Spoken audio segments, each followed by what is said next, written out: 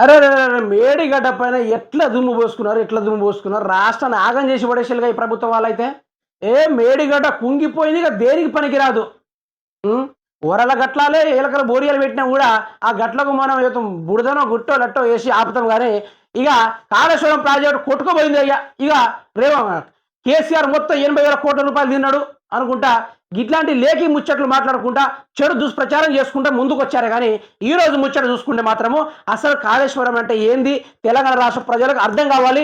60 సంవత్సరాలు ఉన్న తెలంగాణని 10 సంవత్సరాల్లో కాళేశ్వరం ద్వారా ఏ విధంగా బీడు బారిన పొలాలకు నీళ్ళు వచ్చాయా లేదా మనసాక్షిగా ఒప్పుకోవాలి, తప్పుకోవాలి, చెప్పుకోవాలి. గంతే. వచ్చాయా లేదా? వచ్చాయి కదా. ముందు చూసుకుంటే ఈడ కానీ రేవంత్ రెడ్డి గట్లా చేయలే. కాళేశ్వరం మీద మొత్తం నిప్పుల చెలగాటం వచ్చింది, పొలాలను ఎండిపోయినాయి అన్నట్టుకుంటా ప్రచారం చేసుకుంటా 6 టీఎంసీల వాటర్ని ప్రజలారా కాలువలకు ఇవ్వకుండా అనవసరంగా అడవులకు వదిలేసిండు. ఈ ముచ్చట ఏ పేపర్ రాసిందా? ఏ పేపర్ రాయది. ఎందుకంటే వారి మోచేతి నీళ్లు తాగుతుంది కాబట్టి. చూడండి, మేడిగడ్డ రిపేర్ మొదలు కదిలిన అధికార యంత్రాంగం, జస్టిస్ ఘోష్ ఆదేశాలతో కదలిక, నిర్లక్ష్య ధోరణితో వ్యవహరించిన రేవంత్ సర్కారు జూన్ 10లోగా మరమ్మతులు పూర్తి చేయాలని జస్టిస్ ఆదేశం. ఇక దొంగ ఎవరో దొరికింది కదా, ఇక దొంగ ఎవరో దొరికింది కదా. అసలు దొంగ ఎవరు ఇక్కడ?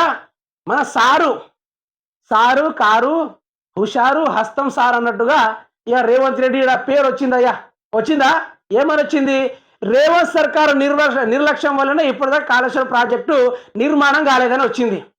సిగ్గుండకర్ల ఈ మాట నమ్మినందుకు, ఇజ్జత్ ఉండకర్ల కాళేశ్వరం ద్వారా ఆగమైనని చెప్పినందుకు, 80,000 కోట్ల రూపాయలు కేసీఆర్ తిన్నాడంటే నమ్మిన సిగ్గుండకర్లే వాళ్ళకి. ఏం మనుషులు రా భయ్, అన్నం పెట్టిన చేతితోటే కాలుతుంది అన్నట్టు అయింది కదా వారం అంతా. ఈ కాళేశ్వరం ఆపింది ఎవరు? ఇప్పుడు రాష్ట్ర రైతాంగం ఆగమవడానికి కారణం ఎవరు? 250 మంది దాకా రైతన్నులు ఊరేసుకొని చనిపోవడానికి కారణం ఎవరు? ఆ కాళేశ్వరం ప్రాజెక్టు కన్స్ట్రక్షన్ చేస్తామంటే వారిని ఆ కన్స్ట్రక్షన్ ముచ్చటెత్తకుండా ఆపింది ఎవరు? ఈరోజు గీడ దొంగ ఎవరో దొరికింది కదా. ఇది అర్థం కావాలి కదా తెలంగాణ రాష్ట్ర సమాజానికి. తెలంగాణలో పుట్టినోడైతే కాళేశ్వరం ప్రాజెక్టు గురించి, లేకుంటే ఆ రోజు 50 సంవత్సరాల కాంగ్రెస్ పార్టీ చేసిన దాన్ని, మళ్ళీ ఈరోజు తెలంగాణ ఏర్పడిన తర్వాత 10 సంవత్సరాలు ఏ విధంగా ఉండేదాన్ని అది వానికి తెలుస్తుంది. వాడు పాకిస్తాన్ వాడు వచ్చినట్టు అయితే వానికి మాత్రం కాళేశ్వరం 80,000 కోట్ల రూపాయలు అవినీతి అవపడుతుంది. తెలంగాణలో అయితే కాళేశ్వరం ద్వారా పొలాలు బారినట్టు అవపడుతుంది. ఇది తెలుసుకోవాలి ప్రజలారా. ఈ ముచ్చటి పరిశీలిద్దాం ఒకసారి. మేడిగడ్డ రిపేర్ మొదలు ఎప్పుడో మొదలయ్యేది. ఈ హస్తం ఏదైతే ఉందో, కాలిపోయిన హస్తం ఏదైతే ఉందో ప్రజల పైన చెడు రాసింది. దీంతో తగ్గట్టు ఆ ఏబిఎన్, హెచ్ఎంటీవీ, ఎన్టీవీ, వీడు V6 వాడు బురద రాతలు అంటే బురద రాతలు వీళ్ళకు మూటలు ఇచ్చుంటే మంచిగా చల్లబడేటోళ్ళు, కాళేశ్వరం గొప్పదని రాసేటోళ్ళు. మూటలు ముట్టలేదు కాబట్టి, రేవంత్ మూటలు అందినాయి కాబట్టి మేడిగడ్డ కొట్టుకుపోయిన ఒక బ్యారేజ్ అన్నట్టుగా మాట్లాడిండు. కదిలిన అధికార యంత్రాంగం.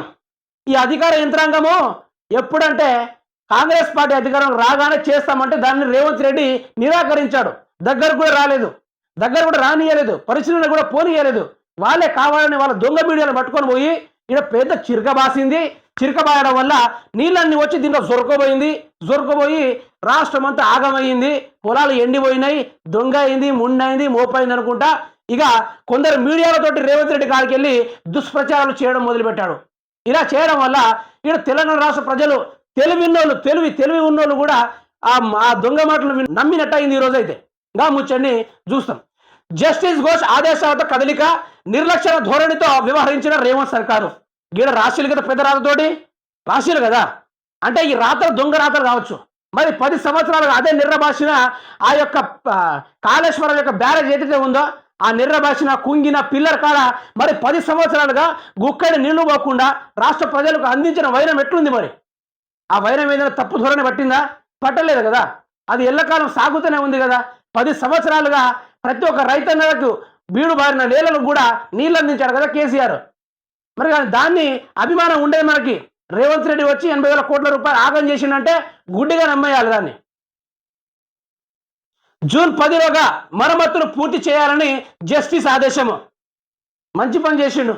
జూన్ 10లోపు కనుక అది కన్స్ట్రక్షన్ కాకుంటే అదే బ్యారేజ్ ఒక కూలే అవకాశం ఉంటే మాత్రం ఆ దగ్గర ఉన్న ప్రాజెక్ట్ నగర్ గ్రామాలే కానీ, చుట్టుపక్కల ఉన్న మేడారం ప్రజలే కానీ, ఆ కాళేశ్వరం దగ్గర ఎవరైతే గిరిజనులు ఉన్నారో వాళ్ళ ప్రాణాలకు ముప్పు అవుతుంది. ఇలా కట్టకుంటే వాళ్ళందరూ కొట్టుకుపోయే పరిస్థితి ఉంటుంది. దీనికి రేవంత్ రెడ్డి కారణమవుతాడు.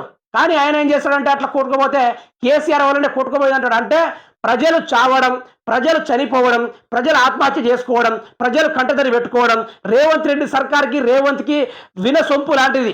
అందుకనే ప్రాజెక్టు ఇప్పటిదాకా కట్టనీయకుండా అడ్డుపడ్డాడు. ఆ అధికారులు వెనుక ముందయ్యిగా మా విచారణ తేలితే వాళ్ళే ముందుకెళ్ళి ఈరోజు కట్టడానికి ప్రయత్నం చేస్తున్నారు. జూన్ 10 లోపు గల ఆ కన్స్ట్రక్షన్ పూర్తి అయ్యే అవకాశం ఉంది. ఏమన్నా అంటే 80,000 కోట్ల రూపాయలు కాళేశ్వరం మీద తిన్నాడు, ఆగం చేసిండు అనుకుంటే సరి అని తల ఊపినాడు. సన్నాసులుగా చెప్తున్నాను.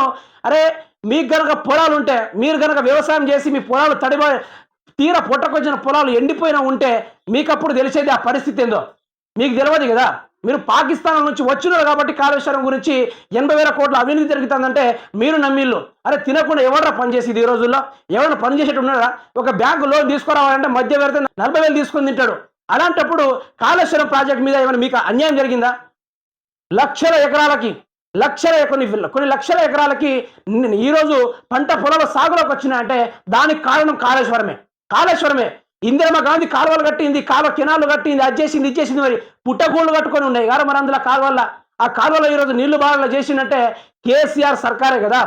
మరి దాన్ని ఒప్పుకోవడానికి కూడా శాతం కావడం లేదు. ఎంత దరిద్రం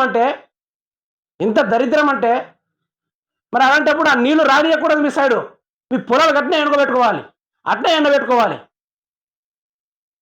మిత్రులారా, ఇది అసలు కాళేశ్వరం ప్రాజెక్ట్ వెనకాల నిజమైన దొంగ ఎవరో ఈరోజు మనకైతే క్లారిటీగా ఈరోజు అయితే తెలవడం జరిగింది. ఇప్పుడు ఇన్ని రోజుల దాకా మనల్ని ఆగం చేసి వేరే దారాన్ని పట్టించి కాళేశ్వరం ద్వారా 200 ఈరోజు బలిదానాలు అయ్యారంటే దానికి కారణం రేవంత్ రెడ్డి సర్కార్ మాత్రమే. పట్టించుకునే రేవంత్ రెడ్డి సర్కార్ మాత్రమే. ఇది తెలంగాణ రాష్ట్ర ప్రజలకు అర్థం కావడానికి ఇంత గొంతు సించుకొని అరుస్తున్నాను. దయచేసి నిజాలు అనేది తెలుసుకోవాలి. నిజమైనది ఎప్పటికీ దాగదు. ఎంత కప్పిపుచ్చినా కూడా దాగదు. దానికి సత్యానికి సత్యం ఈ దొంగ పేరే.